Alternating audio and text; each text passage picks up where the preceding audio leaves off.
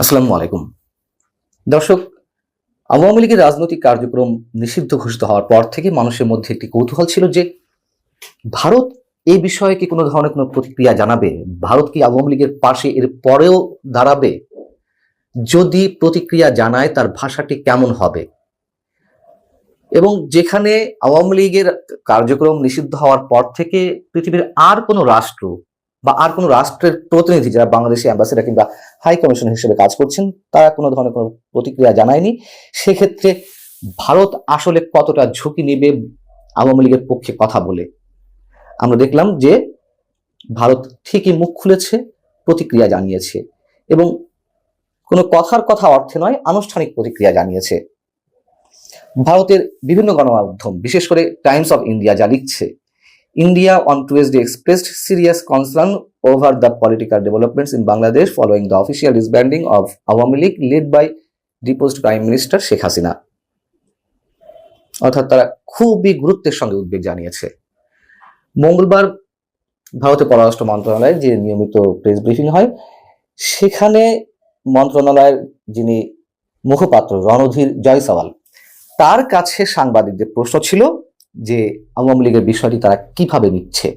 রণধীর জয়সওয়াল বলছেন যে কোনো উপযুক্ত পদ্ধতি অনুসরণ না করেই আওয়ামী লীগের উপর নিষেধাজ্ঞা আরোপ একটি উদ্বেগজনক ঘটনা। তিনি বলছেন যে বাংলাদেশের গণতান্ত্রিক স্বাধীনতা যেভাবে খর্ব করা হচ্ছে এবং রাজনৈতিক পরিসর সংকুচিত হয়ে আসছে, তাতে একটি গণতান্ত্রিক দেশ হিসেবে ভারত স্বভাবতই উদ্বেগ বোধ করছে। একই সঙ্গে বাংলাদেশে যত দ্রুত সম্ভব নির্বাচন আয়োজন করার দাবিও পুনর্ব্যক্ত করছে ভারত। এই হচ্ছে ভারতের আনুষ্ঠানিক প্রতিক্রিয়া। এখন প্রশ্ন হচ্ছে যে এই উদ্বেগ জানানোর মধ্য দিয়ে, এই উদ্বেগ প্রকাশের মধ্য দিয়ে ভারত নতুন করে কোন বার্তা দিল? এটা স্পষ্ট, আমি বরাবরই যেটা বলে আসছি যে ভারত যতদূর করা যায় আওয়ামী লীগের জন্য ততটা করবে, সহজে হাল ছাড়বে না। এবং এই যে প্রতিক্রিয়া সেটি প্রমাণ করলো। এবং খুব স্বাভাবিকভাবেই আওয়ামী লীগের নেতা কর্মীরা এখন তীর্থের কাকের মতো বসে আছে ভারতের দিকে, চাতক পাখির মতো বসে আছে যে ভারত কি করে।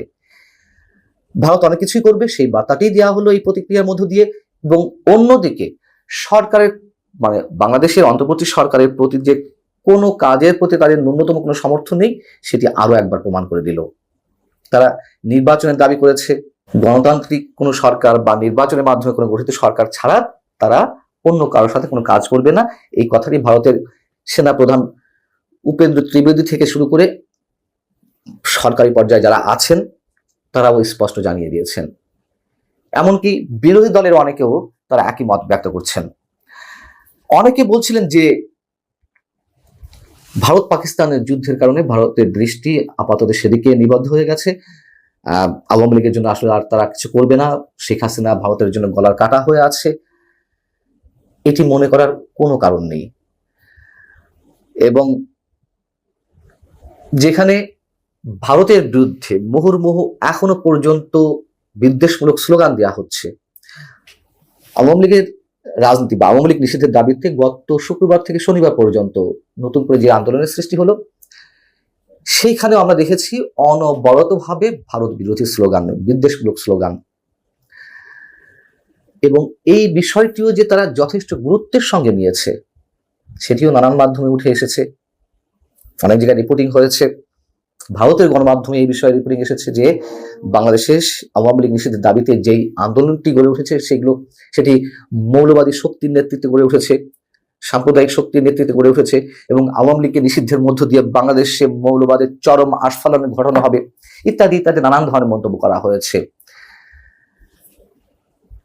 হ্যাঁ, আমরা অবশ্যই প্রশ্ন করতে পারি যে ভারত কেন এখনো পর্যন্ত একচোখা নীতিতে আছে, কেন এখনো পর্যন্ত আওয়ামী লীগের প্রতি তারা তাদের সব ধরনের সমর্থন নিয়ে বসে আছে। এই প্রশ্ন উঠতেই পারে, কিন্তু প্রশ্ন উঠলে কি হবে? ভারত আগ্রাসী ভূমিকা পালন করেছে আওয়ামী লীগ থাকতে, ভারত নানান ধরনের স্বার্থ তাদের নিজেদের জন্য উদ্ধার করে নিয়েছে, বাংলাদেশকে অনেক কিছু থেকে বঞ্চিত করেছে, এই ধরনের অভিযোগ রয়েছে, অবশ্যই রয়েছে। এবং সবগুলো যে ভিত্তিহীন নিশ্চয়ই তা নয়, কিন্তু আমরা আমাদের স্বার্থের দিকে তাকিয়ে আমাদের দক্ষ কূটনৈতিক সুলভ আচরণ কতটা মেনটেন করতে পারছি। যারা ভারত বিরোধী মন্তব্য করছেন তাদেরকে তো আমরা আবার নানানভাবে প্রত্যক্ষ বা পরোক্ষভাবে সমর্থন দিচ্ছি। সেই জায়গা থেকে ভারত যদি নতুন তাদের মতো পথ অবলম্বন করে, তাতেও অবাক হওয়ার কিছু থাকবে না। বিশেষ করে করিডোর ইস্যুতে যা চলছে, বাংলাদেশের মানুষের মধ্যে একটি অংশের তো বদ্ধমূল ধারণা জন্মেছে যে সরকার মনে হয় গোপনে এই চুক্তিটি করে ফেলেছে। আর করিডোর, তথাকথিত মানবিক করিডোরটা যদি দেয়াই হয় রাখাইনের উদ্দেশ্যে, সেক্ষেত্রে ভারত নিঃসন্দেহে চুপচাপ বসে থাকবে না এবং দেশটি তার পুরনো মিত্রের জন্য যা যা করা দরকার সেটাই করবে। তারা মনে করে যে আওয়ামী লীগই তাদের সীমান্তের সবচেয়ে বড় পাহারাদার, তাদের সীমান্তকে সুরক্ষা দেবে আওয়ামী লীগ, এর বাইরে আর কেউ নেই। অতএব এই ইস্যুর পরে আবার জামাতে আমির যে নতুন করে কথা বললেন, সেটি ভারতের উদ্বেগ নিঃসন্দেহে আরো বাড়িয়ে দিয়েছে। জামাতে আমির ডক্টর শফিকুর রহমান তিনি দাবি তুলেছেন যে তিস্তা বহুমুখী প্রকল্প যে কোনো উপায়ে হাতে নিতে হবে, বাস্তবায়ন করতে হবে। তাতে কে কি ভাবলো, কে কি বাধা দিল, আমাদের সেদিকে তাকানোর কোনো কারণ নেই।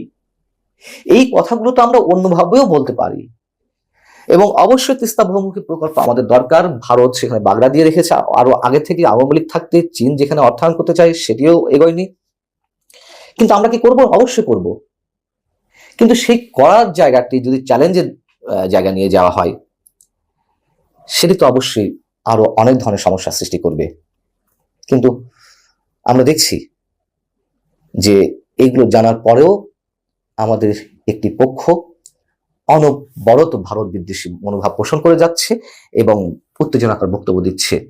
অতএব ভারত আওয়ামী লীগের পক্ষে যে প্রতিক্রিয়াটি জানিয়েছে, এটি অনেকের কাছে অস্বাভাবিক হলেও আমি খুব স্বাভাবিক দৃষ্টিতেই নিচ্ছি। আল্লাহ হাফেজ, ভালো থাকুন সবাই।